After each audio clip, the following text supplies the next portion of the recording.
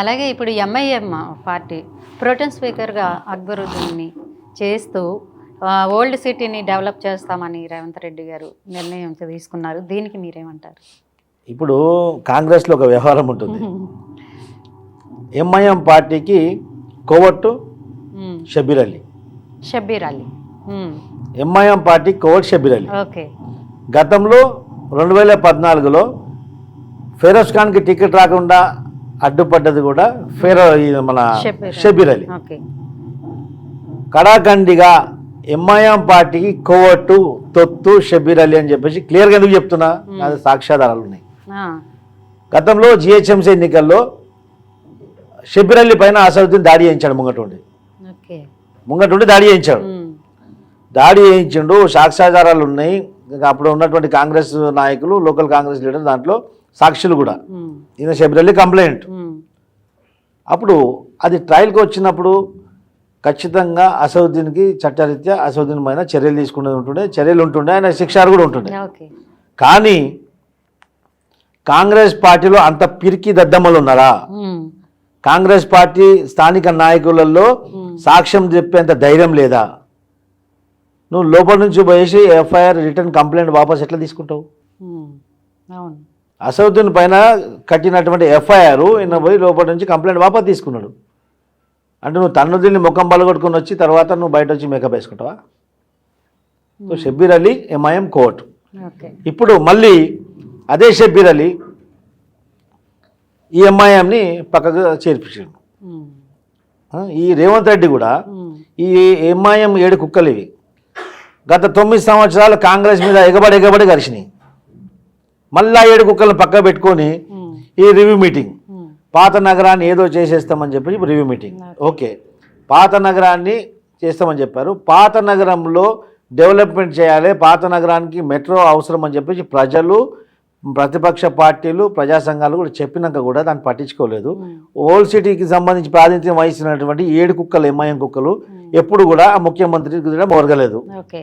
అలాంటి వాళ్ళని తీసుకొచ్చి పక్కన కూర్చోబెట్టుకొని వాడు హిందూ దేవతలని మనుసహాయం చెప్పేసి మాట్లాడినోడు, రేవంత్ రెడ్డి ఆర్ఎస్ఎస్ కట్టిల్లు లల్లు అని అన్ని మాట్లాడినోడిని పక్కకు ప్రోటోన్ స్పీకర్ ఇవ్వడం ఏంది, అని పక్కకు కూర్చోబెట్టుకోవడం ఏంది? మళ్ళీ వాళ్ళతో రివ్యూ. సరే, వాళ్ళు అక్కడ ఓల్డ్ సిటీ నాయకులు, ఓల్డ్ సిటీ నుంచి ఉన్నటువంటి ఎమ్మెల్యేలు కదా, మళ్ళీ ఈ ఓల్డ్ సిటీ నుంచి శంషాబాద్ దాకా అని చెప్తున్నారు కదా. మరి శంషాబాద్ పోయే ముందు రాజేంద్ర నగర్ వస్తుంది కదా, మరి రాజేంద్ర నగర్ ఎమ్మెల్యే ఎందుకు విలువలేదు నువ్వు? ఇదంతా ఏమైందంటే, నేను గతంలో అనేక ప్రసంగాలు చెప్పిన, कोई भी पार्टी हुकूमत में आए तो सुबह जाके उसके सामने सजदा देते, उसके सामने उसके तलवे चाटते. ఎంఐఎం పార్టీ అక్బరుద్దీన్, అసదుద్దీన్ అని క్లియర్గా చెప్పిన. ఎవడు అధికారంలోకి రాగానే పొద్దున్న లేచి వెళ్ళిపోతారు, నమాజ్ చేయగానే ఎవరు కనిపించకుండా పోయి దండాలు, పొరుగు దండాలు పెడతారు, అని కాళ్ళు మొక్కుతారు. ఇంక మేము మీ సంఖలో కూర్చుంటామని చెప్పేసి. ఇప్పుడు మళ్ళీ 5 సంవత్సరాలుగా సంఖ దిగరిగా, ఇప్పుడు సంఖ నెక్కిర్రు. ఇప్పుడు ఈ దీంతో ఫిరోజ్ ఖాన్ అవుట్. ఫిరోజ్ ఖాన్ అన్న ఆయన రేవంత్ రెడ్డికి అత్యంత, ఇప్పుడు చూడండి, ఇప్పుడు అన్ని ఇస్తే రాజకీయంలో ఏదో జరగవచ్చు.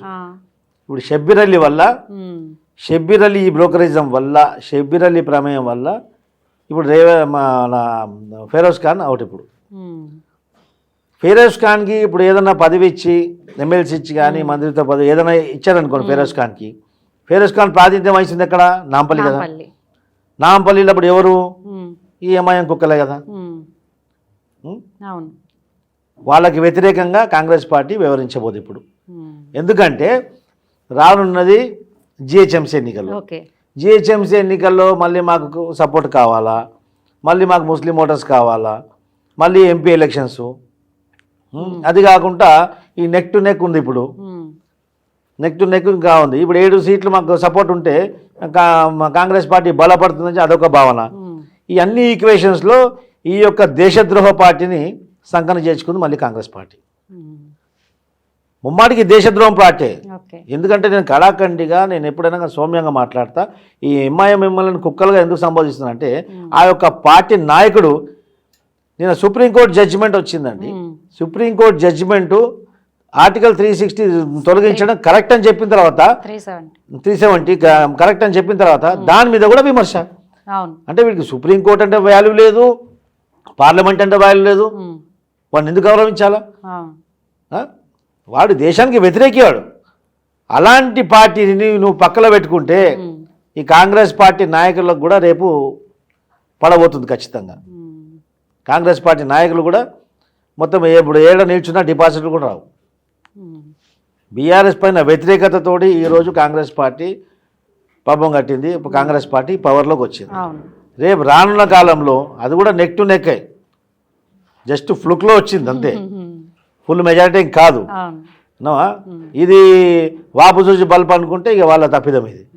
ఎంఐఎం పార్టీ ఆ యొక్క ఉగ్రవాద మనోబుద్ధితోటి ఉగ్రవాదుల ద్వారా స్థాపించినటువంటి పార్టీని సంకల పెట్టుకొని తిరగడం వల్ల ఇప్పుడు నష్టపోయేది కాంగ్రెస్ పార్టీ. అక్కడ డెవలప్మెంట్కి ఎగడ కానీయలేదు. 9 సంవత్సరాలు వాళ్ళు ఆ యొక్క కారులో స్టీరింగ్ మాదే అని చెప్పేసి కేసీఆర్ సంకలో కూర్చున్నటువంటి పార్టీ 9 సంవత్సరాలు వాళ్ళకు ప్రజల యొక్క అభివృద్ధి, ప్రజల బాగోగుల మీద వాళ్ళకు సోయి లేకుండే. అలాంటి పిచ్చినా కొడుకులను తీసుకుని పక్కకు కూర్చోబెట్టుకుంటే ఇది అవమానం రేవంత్ రెడ్డికి. ఇక వాళ్ళు పార్టీని వాళ్ళ యొక్క ప్రభుత్వానికి ఏ విధంగా బలపరుచుకోవాలని చెప్పి ఆ ఈక్వేషన్లో పోతున్నారు. షబ్బీర్ అలీ యొక్క అడ్వైస్ దీని వెనుక ఉంటుంది ఖచ్చితంగా. షబ్బీర్ అలీ ఎవరు? ఏకే ఖాన్ ఇయంకుడు.